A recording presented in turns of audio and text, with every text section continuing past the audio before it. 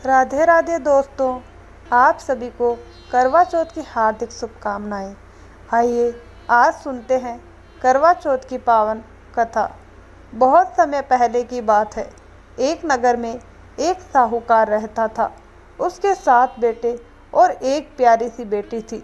सभी भाई अपनी बहन से बहुत स्नेह करते थे, यहाँ तक कि वे तब तक भोजन नहीं करते जब तक अपनी बहन को पहले ना खिला दे। एक बार वह बहन अपने ससुराल से मायके आई हुई थी। उसी दौरान करवा चौथ का व्रत था।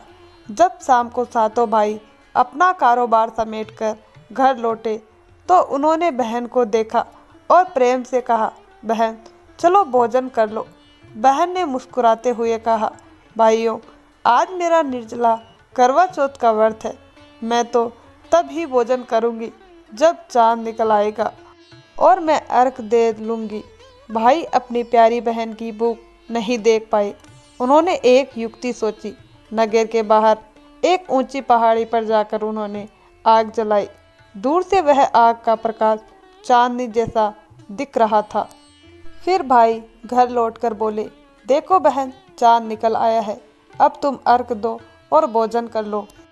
भाइयों की बात पर भरोसा कर उसने भाभियों से कहा, देखो चांद आ गया, चलो तुम लोग भी अर्घ देकर भोजन कर लो। भाभियाँ बोली, भाई साहब यह तो तुम्हारा चांद है, हमारा नहीं। लेकिन भूख प्यास से व्याकुल उस बहन ने चांद को अर्घ देकर भोजन करने बैठ गई। पहला निवाला लिया तो छींक आ गई, दूसरे में बाल निकल आया और तीसरा निवाला खाते ही ससुराल से संदेश आया, तुम्हारे पति बीमार है, तुरंत चली आओ। माँ जब बेटी को विदा करने लगी तो बक्सा खोलकर कपड़े निकालने गई। पहले सब कपड़े काले मिले, फिर सभी सफ़ेद। माँ घबरा गई। बेटी बोली, माँ अब देर मत करो, मैं चलती हूँ। माँ ने कहा, बेटी रास्ते में जो भी मिले सबके चरण स्पर्श करना और अगर कोई बूढ़ी सुहागन आशीर्वाद दे तो उस आशीर्वाद को पल्लू में बांध लेना। बेटी ने ठीक है माँ कहकर यात्रा आरंभ की। रास्ते में जो भी मिला उसने सबके पैर छुए। सभी ने आशीर्वाद दिया, सुखी रहो, सौभाग्यवती रहो। जब वह ससुराल पहुँची तो दरवाजे पर छोटी ननद खेल रही थी। उसके पैर छूते ही ननद ने कहा, सदा सौभाग्यवती रहो, पुत्रवती रहो। यह सुनते ही उसने पल्लू में गांठ बांध ली। घर के अंदर गई तो देखा उसका पति मृत अवस्था में पड़ा है। अंतिम संस्कार की तैयारी हो चुकी है। वह रो रो कर बेहाल हो गई। किसी ने उसकी बात न मानी। अंत में लोगों ने कहा, इसे पति के साथ रहने दो। गांव वालों ने उसके लिए एक झोपड़ी बना दी। वह वहीं पति के शव के पास रहने लगी। उसकी सेवा सफाई करती और हर चौथ का व्रत करती रही। छोटी ननद रोज 2 बार भोजन दे जाती। हर चौथ पर चौथ माता प्रकट होती और कहती, करवो ले, भाइयों की प्यारी बहन करवो ले, घनी बुखारी करवो ले। वह विनती करती, हे माता मेरे पति के प्राण लौटा दो। माता कहती, हमसे बड़ी चौथ से मांग लेना। इस तरह एक एक करके सारी चौथ आई और सबने वही कहा कि बड़ी चौथ से मांगना। आखिर अश्विन माह की चौथ आई और बोली, अब कार्तिक मास की करवा चौथ माता आएगी, वही तेरा सुहाग लौटाएगी। तू श्रृंगार की सारी तैयारी कर ले। उसने छोटी ननद से कहा, सारे 16 श्रृंगार का सामान और करवे मंगा दो। सास ने सोचा, जो मांग रही है दे दो। साहूकार की बेटी ने पूरे विधि विधान से करवा चौथ का व्रत रखा। चांद निकलने पर अर्घ दिया और ज्योति जलाई।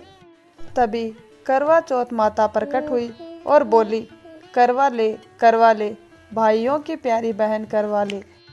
दिन में चांद उगाने वाली करवो ले, घनी बुखारी करवो ले।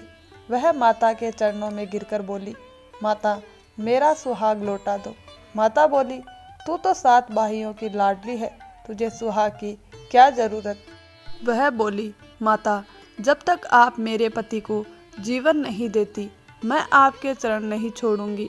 माता ने कहा, ठीक है, तुम मुझे अपने 16 श्रृंगार के एक एक सामान दे। उसने सब कुछ दे दिया। तब माता ने अपनी आंखों से काजल, नाखून से मेहंदी, मांग से सिंदूर निकाला और चुटकी का छींटा दिया। उसके पति की आंखें खुल गई, वह जीवित हो उठा। चौथ माता प्रसन्न होकर जाते जाते उसकी झोंपड़ी को लात मार गई और वह झोंपड़ी एक सुंदर महल में बदल गई। जब छोटी ननद भोजन लेकर आई तो महल देखकर अचंभित रह गई। भाभी ने कहा, देखो तुम्हारा भाई जीवित हो गया है। घर जाकर माँ से कहो गाजे बाजे के साथ हमें लेने आए। ननद दौड़ी दौड़ी घर गई और बोली, माँ भाई जिंदा हो गया है। सास बोली, पगली मरने वाला लौटता है क्या? पर जब सब लोग देखने गए तो सच्चाई देखकर चकित रह गए। सास बहू के चरणों में झुक गई और बोली, बहू जैसे तुमने अपने पति को पाया वैसे ही सब स्त्रियों को अखंड सौभाग्य प्राप्त हो। हे चौथ माता, जैसे साहूकार की बेटी पर कृपा की वैसे ही सब सुहागिनों पर अपनी कृपा बनाए रखना। दोस्तों, आपको हमारी कहानी कैसी लगी हमें कमेंट में ज़रूर बताएं। कहानी अच्छी लगी हो तो वीडियो को लाइक, शेयर और चैनल को सब्सक्राइब ज़रूर करें और कमेंट बॉक्स में जय चौथ माता की ज़रूर लिखिए। धन्यवाद दोस्तों।